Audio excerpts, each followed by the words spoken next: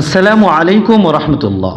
সম্মানিত প্রিয় উপস্থিতি, জশ্নে জুলুস পবিত্র দিন ইসলামে জায়েজ কিনা এবং হযরত সাহাবে কেরাম রাদিয়াল্লাহু তাআলা আনহুম ওনারা করেছেন কিনা এবং কোন দলিলের ভিত্তিতে জশ্নে জুলুস জায়েজ প্রমাণিত হয়, আসুন প্রথমত আমরা জানব জশ্নে জুলুস শব্দের ব্যাখ্যা। জশ্নে শব্দটি ফার্সি উর্দু, যার অর্থ আনন্দ উৎসব। জুলুস আরবি শব্দ, যার অর্থ বসা, একত্র হওয়া বা শোভাযাত্রা করা। তাহলে আমরা দুইটি শব্দের একত্রে বলতে পারি জশ্নে জুলুস শব্দের অর্থ হলো আনন্দ মিছিল বা আনন্দ শোভাযাত্রা। এখন আমরা শরীয়তের একটি মূলনীতি জানব। শরীয়তে কোন একটা জিনিসকে জায়েজ প্রমাণ করার জন্য চার প্রকার দলিল লাগে, এগুলোকে বলা হয় নস। তা হলো ইবারাতুন নস, ইশারাতুন নস, দালালাতুন নস, ইকতিদাউন নস।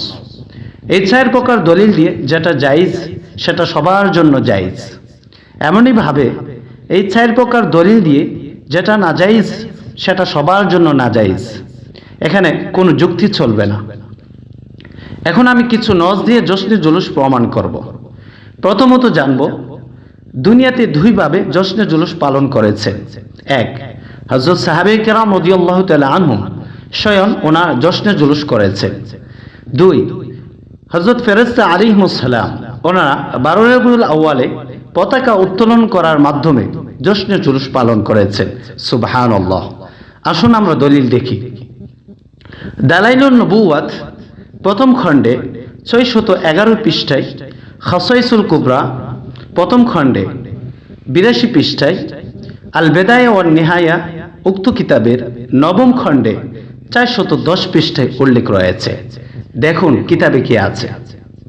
ফাকাশাফাল্লাহু লি আন বাসরি ফাআবসারতু মিন সাআতি মাশারিকাল আরদি ওয়া মাগারিবাহা ওয়া রাআইতু সালাসাতা আ'লামিন মাদরুবাতিন আলামুন বিল মাশরিকি ওয়া আলামুন বিল মাগরিবি ওয়া আলামুন আলা যাহরিল কাবাতি।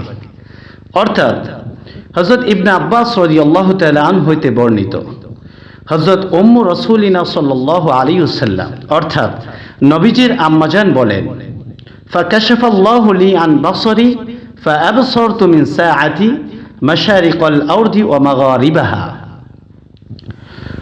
সেই রাত্রিতে মহান আল্লাহ পাক আমার চোখের পর্দা খুলে দেন, যার ফলে আমি সেই রাত্রিতে জমিনের পূর্ব থেকে পশ্চিম প্রান্ত পর্যন্ত দেখতে পাই। সুবহানাল্লাহ। ওয়ারাআইতু সালাসাতা আ'লামিন মাদরুবাতিন,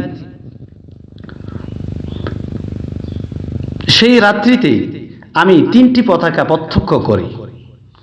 আলামুন বিল মাশরিকি ওয়া আলামুন বিল মাগরিবি ওয়া আলামুন আলা যাহরিল কাবাতি।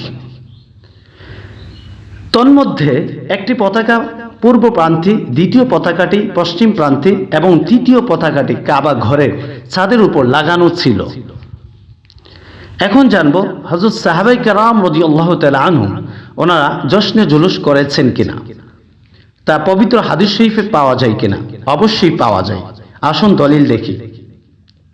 সহিহ মুসলিম উক্ত কিতাবের অষ্টম খণ্ডে 237 পৃষ্ঠায় উল্লেখ রয়েছে, ফাসাইদা রিজাল ওয়ান নিসা ওয়া ফাওকাল বুয়ুতি ওয়া তাফাররাকাল গিলমান ওয়াল খাদামু ফি তুরুকি ইউনাদুনা ইয়া মুহাম্মাদু ইয়া রাসূলুল্লাহ, ইয়া মুহাম্মাদু ইয়া রাসূলুল্লাহ।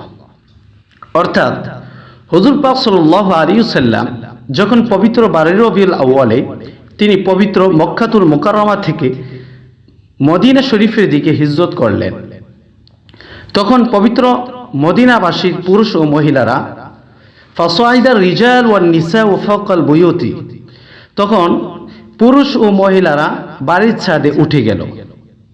ওয়া তাফাররাকাল গিলমান ওয়াল খাদামু ফি তুরুকি, আর শিশু ও কিশোর ও খাদেমরা রাস্তায় ছত্রভঙ্গ হয়ে গেল। ইউনাদুনা ইয়া মুহাম্মাদু ইয়া রাসূলুল্লাহ, ইয়া মুহাম্মাদু ইয়া রাসূলুল্লাহ। এমন সময় ওনারা স্লোগান দিচ্ছেন, ইয়া মুহাম্মাদু ইয়া রাসূলুল্লাহ, ইয়া মুহাম্মাদু ইয়া রাসূলুল্লাহ। অন্য বর্ণনায় রয়েছে ওনারা খুশিতে পাঠ করতেছিলেন, তোলা আল বাদরু আলাইনা। উক্ত আলোচনা থেকে দিবালোকের স্পষ্টভাবে প্রমাণিত হয় যে পবিত্র 12 রবিউল আউয়ালে নবীজির সম্মানার্থে জশ্নে জুলুস করা অবশ্যই শরীয়ত সম্মত। মহান আল্লাহ পাক আমাদের সবাইকে যেন সঠিক বোঝ দান করেন, আমিন।